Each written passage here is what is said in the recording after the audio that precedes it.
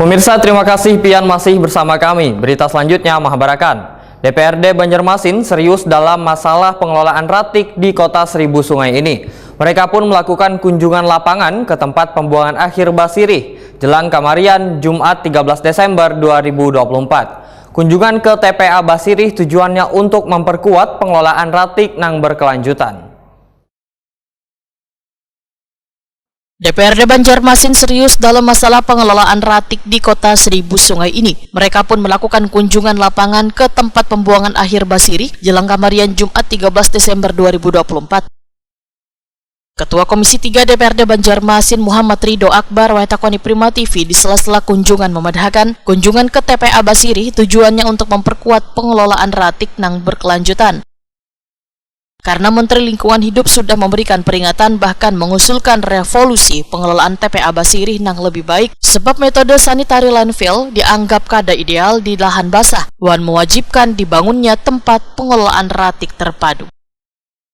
Politisi Partai Golkar ini pun menyatakan Dinas Lingkungan Hidup didorong untuk menerapkan inovasi dalam pemilahan daur ulang wan pengelolaan limbah. Pentingnya upaya terpadu untuk mengurangi dampak lingkungan, memperbaiki tata kelola ratik, dan meningkatkan kesadaran warga tentang pentingnya pengelolaan ratik dari rumah tangga.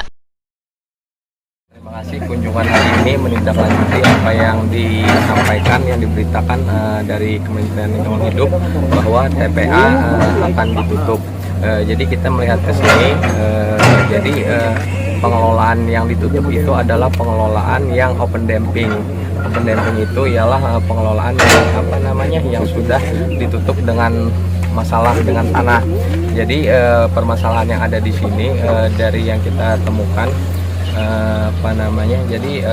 Dinas LH berusaha untuk meminta kepada DPRD dan Pemprov Banjarmasin untuk membuat TPS 3R setiap kelurahan untuk mengurangi tonase yang masuk di TPS Basirih ini dan kesadaran masyarakat memilah sampah nantinya supaya apa yang dipilah di masyarakat itu supaya jadi kesini ini sudah residu aja lagi nantinya, jadi tidak semua masuk ke TPS Basirih sini. Muhammad Ridho Akbar berharap adanya peran serta warga untuk turut memilah ratik sebelum dibuang ke TPST sehingga membantu meringankan beban pemerintah dalam pengelolaan ratik.